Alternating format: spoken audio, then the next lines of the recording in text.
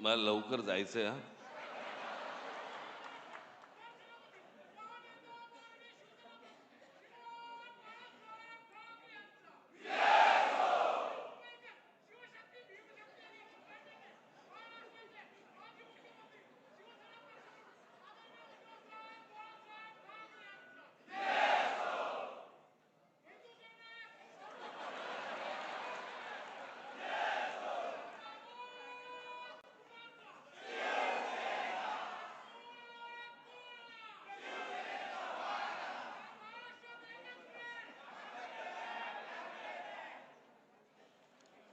अजून बघ काय राहिलं असेल.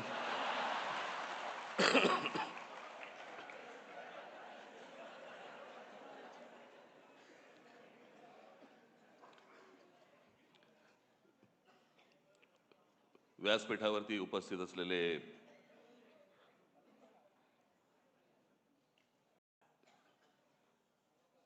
शिवसेनेचे पक्षप्रमुख उद्धव ठाकरे, माझे मित्र आणि शिवसेनेचे नेते खासदार संजय राऊत, माझ्या जमलेल्या सर्व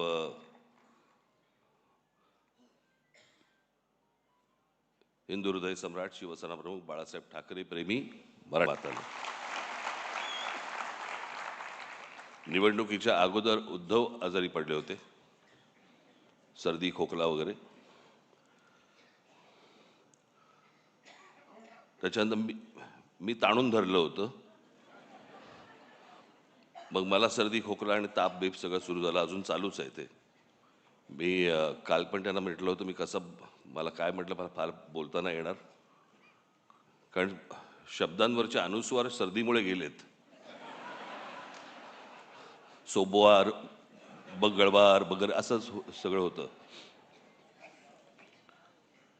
माझे फॅमिली डॉक्टर आहेत, डॉक्टर यादव म्हणून, मराठी यादव. हा,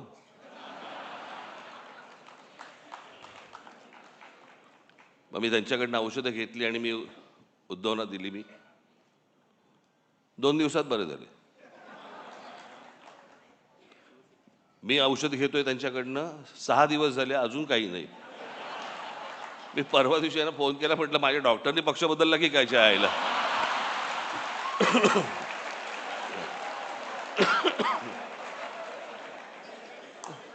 तर आत्ता पण मला लागू पडायचा.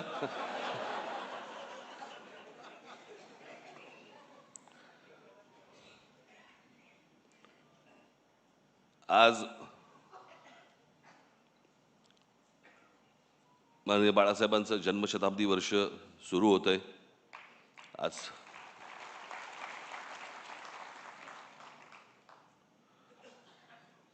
मी सामनामध्ये माझा एक लेख आलेला आहे, त्याच्यामध्ये मी अनेक गोष्टींचं त्याच्यामध्ये त्यांच्याविषयी मी अनेक काही आठवणी मी त्याच्यामध्ये लिहिलेल्या आहेत.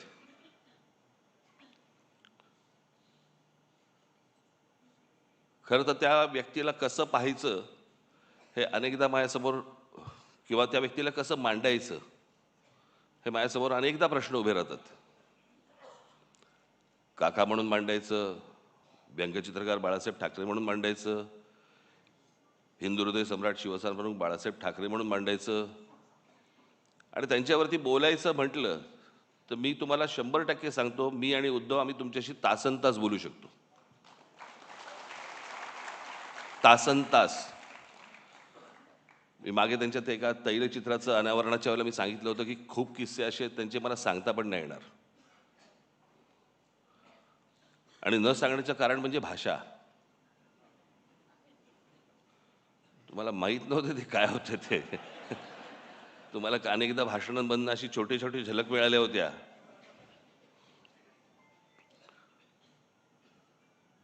बट मी आजच ती गोष्ट माझ्या लेखामध्ये मी नमूद केलेली आहे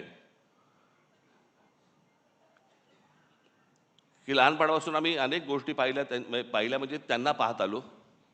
बाहेर एवढं वादळ चालू असायचं, काय काय कुठे काही दंगली असायच्या, कुठे काही बाबा राडे असायचे, कुठे काही आंदोलनं असायची, कुठे काय काय कधी जेल, कधी काय कोणावरती काय कधी संकट येईल, सगळं बाहेर सगळं वातावरण चालू असताना हा माणूस ज्या वेळेला व्यंगचित्र काढायला बसायचा,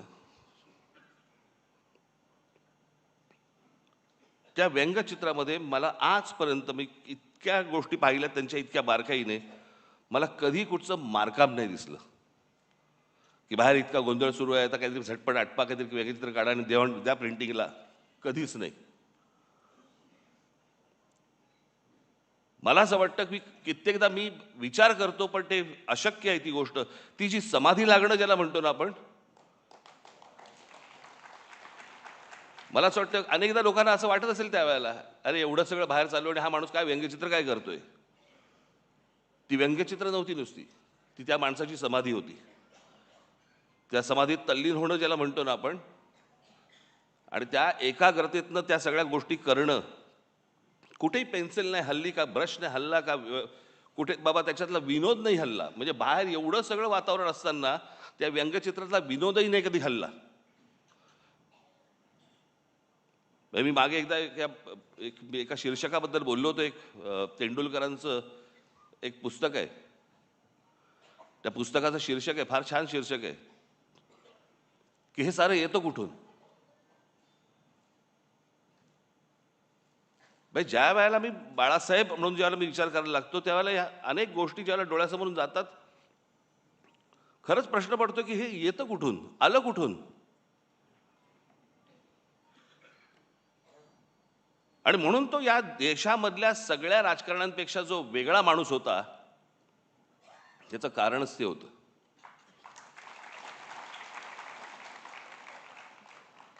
मी त्याच लेखात म्हटलं एवढं सगळं बाहेर वातावरण, सगळं राजकीय गोष्टी घडत असताना एक आर्टिस्ट, एक कलाकार त्याची कलाकृती सादर करतोय, कलाकृती काढतोय, त्याला एक आकार देतोय. जगात असा कोणताही चित्रकार, शिल्पकार, व्यंगचित्रकार असा कोणीही कलाकार झाला नाही की बाहेर स्वतःच्या बाबतीत अशा काहीतरी गोष्टी घडतायत आणि एक माणूस कला निर्माण करतोय. असा कोणताही आजपर्यंत आर्टिस्ट तयार झाला नाही, या जगात नसेल.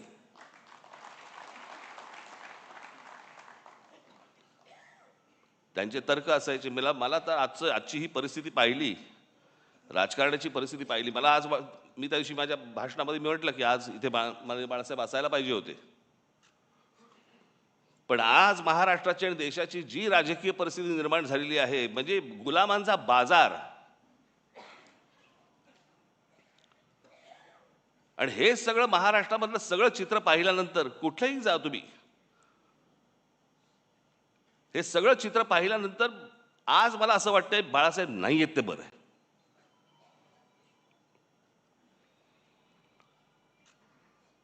तो माणूस किती व्यथित झाला असता, त्या माणसाला काय त्रास झाला असता, की हे सगळं चित्र आज जे महाराष्ट्रामध्ये उभं राहिलेलं दिसतंय समोर, की जसे ते पूर्वी 200-100 वर्षापूर्वी नाही का ते चावडीवरती उभे राहायचे आणि माणसांची लिलाव चालायचे, आज तसे महाराष्ट्रामध्ये लिलाव चालू आहेत.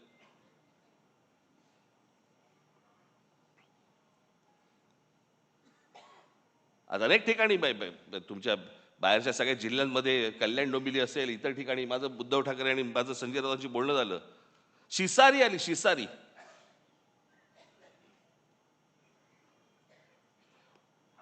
ज्याला व्यथित व्हायला म्हणतो ना आपण, की काय चालू आहे, कुठे नेतोय आपण. आणि आज ही परिस्थिती पाहायला माननीय बाळासाहेब नाही ह्याच्यासारखी चांगली गोष्ट नाही, की तो माणूस आज हे सगळं बघायला नाहीये. तो पाहूच शकला नसता हे माणूस, की ज्या गोष्टी शून्यातनं उभ्या केल्या आज तुम्ही बाकीच्या पक्षांमध्ये बघा, अनेक लोक तुम्हाला दिसतील की जे बाळासाहेबांनीच निर्माण केले होते.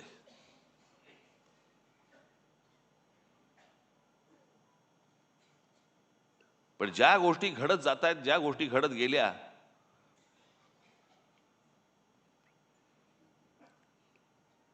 मी ज्यावेळेला बाहेर पडलो त्याच्या वेदना वेगळ्या होत्या.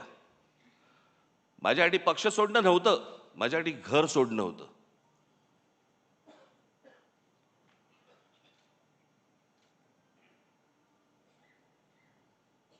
पण त्या सगळ्या गोष्टीला आता एक 20 वर्षाचा काळ निघून गेलाय. अनेक गोष्टी मलाही उमजल्या, अनेक गोष्टी मला सोडून उद्धवनंही उमजल्या असतील. द्या सोडून ते आता.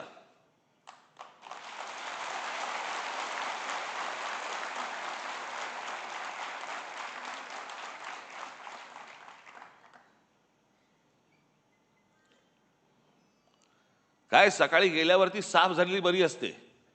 चला कुठे आयुष्यभर गुंतत बसायचं हो?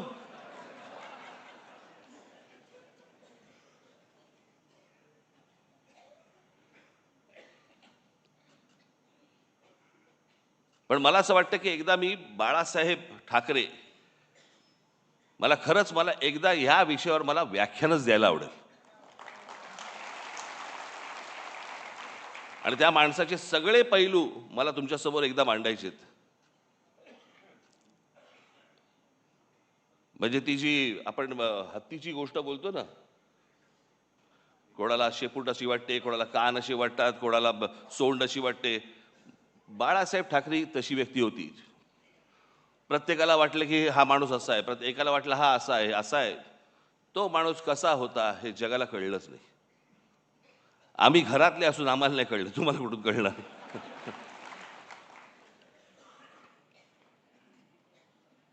पण ते होतं, ते विलक्षण होतं. आज मी सामनामध्ये मी तर लेख लिहिलाच आहे, पण मी आज सकाळी माझं एक ट्विट केलंय. काही जणांनी ऐकलं असेल, काही जणांनी वाचलं असेल, काही जणांनी नसेल वाचलं. मला असं वाटतं की माझ्या बोलण्याची बोलणं थांबवायच्या अगोदर मी लिहिलेलं ते जे ट्विट आहे ती मी एकदा तुमच्यासमोर फक्त मला वाचून दाखवायचं आहे.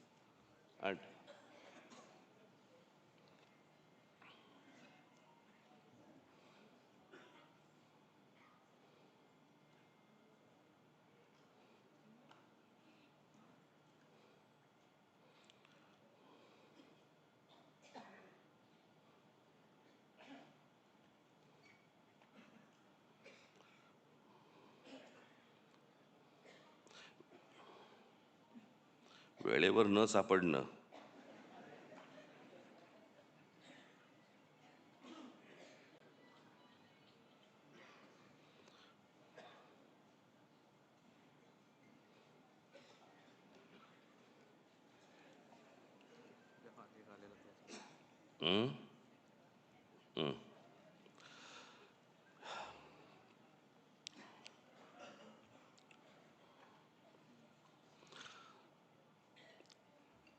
स्वर्गीय बाळासाहेबांची आज 100वी जयंती.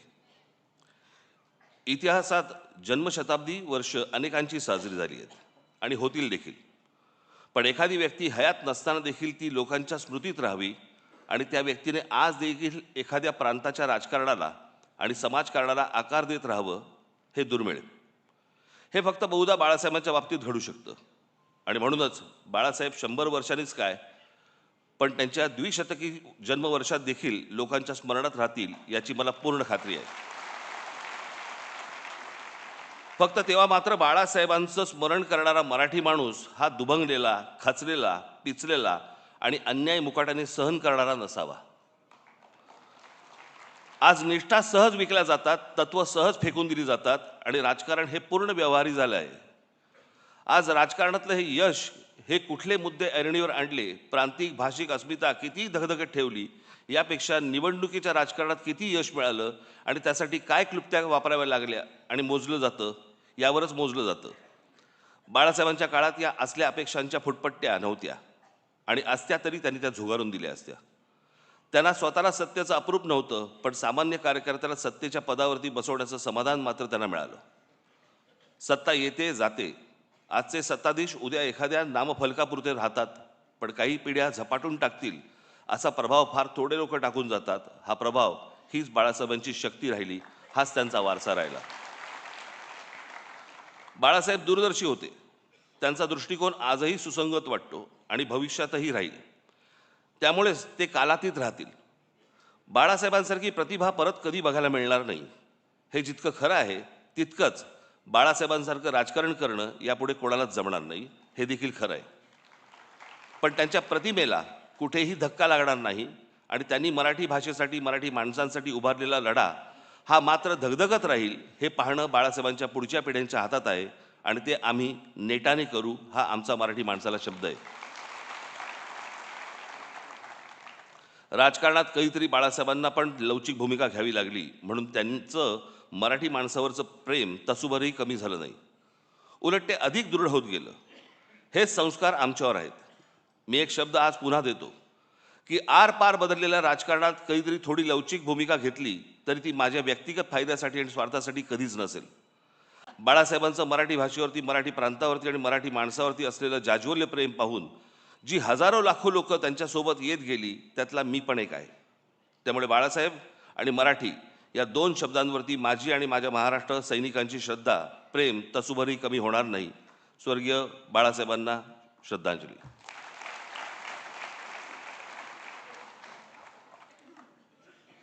मला एकच छोटासा प्रसंग मला आठवतो, प्रमोद महाजनांनी सांगितलेला. मला असं वाटतं उद्धवना पण तो माहिती निश्चित असणारच. बाळासाहेब कलानगरमध्ये अशी फेऱ्या मारायचे आणि मला असं वाटतं ही गोष्ट असेल 86ची वगैरे, 86 नाही, 85 सालची गोष्ट असेल. आणि त्यावेळेला प्रमोद महाजनांना बाळासाहेब असं म्हणाले होते की प्रमोद, या देशातल्या हिंदूंना मी हिंदू म्हणून मतदान करायला लावीन आणि हिंदू मतदार तयार होतील. प्रमोद महाजन बोलले, बाळासाहेब शक्य नाही हे या देशामध्ये. ते बोलले, तू बाळासाहेब मला ओळखत नाहीस. आणि बाळासाहेबांनी या देशामध्ये हिंदूंना, हिंदू एक राजकीय शक्ती बनू शकते हे या देशामध्ये बाळासाहेबांनी सिद्ध करून दाखवलं. तोपर्यंत इतरांना कोणाला माहीत पण नव्हतं, कल्पना देखील नव्हती, भारतीय जनता पक्षाला देखील नाही. पण ज्या माणसाने, अर्थात त्यावेळेचं वातावरणच वेगळं होतं. त्यावेळेला वातावरण हे काही तयार केलेलं वातावरण नव्हतं, ते झालेलं वातावरण होतं. आणि त्या वातावरणामध्ये त्या बाळासाहेबांनी ज्यावेळेला तो विचार ज्यावेळेला या देशामध्ये फुंकला आणि त्याच्यानंतर जे यश सर्वार्थाने यायला लागलं, आज जर बाळासाहेब असते आणि तो जो हिंदुत्वाचा आज जो काही इतर सगळ्या ठिकाणी जो काही बाजार मांडून ठेवलेला आहे, तो पाहिला असता निश्चित व्यथित झाले असते की अरे मी काय बोलून गेलो, मी काय सांगत होतो, मी तुम्हाला काय म्हणत होतो आणि हे आता कुठच्या परिस्थितीमध्ये तुम्ही आणलं. एखादी गोष्ट, एखादा माणूस ज्यावेळेला ती घडवतो, ती घडवल्यानंतर त्याचं पुढे बाकीचे लोक काय करतात, हा एक देश, हे एक्झाम्पल आहे, त्याचं उदाहरण आहे त्याचं. पण मला असं वाटतं की बाळासाहेबांनी ज्या तडफेने, ज्या निष्ठेने ते विचार जे मांडले, खास करून महाराष्ट्रामध्ये मराठी माणसाबद्दलची मांडले, हिंदूंना त्यांनी हिंदू म्हणून जागृत केले, पण दुसऱ्यांचे वाभाडे काढण्यासाठी नव्हे, स्वतःच्या स्वाभिमानासाठी उभे केले. मला असं वाटतं की तो स्वाभिमान, ते प्रेम आपण सतत सगळेजण जागृत ठेवू, अशी एक मला आशा, अपेक्षा आहे. हे वर्ष बाळासाहेबांचं जन्मशताब्दी वर्ष आहे. आज सुरुवात होते आहे. मलाही काही कल्पना सुचतील, मला असं वाटतं उद्धवनाही सुचतील, तुम्हालाही काही सुचतील.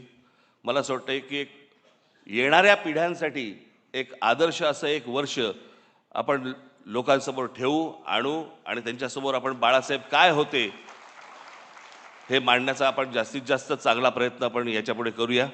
आज मला या कार्यक्रमाच्या निमित्ताने मला इथे बोलवलं त्याबद्दल मी अत्यंत आपला आभारी आहे. धन्यवाद. जय हिंद, जय महाराष्ट्र.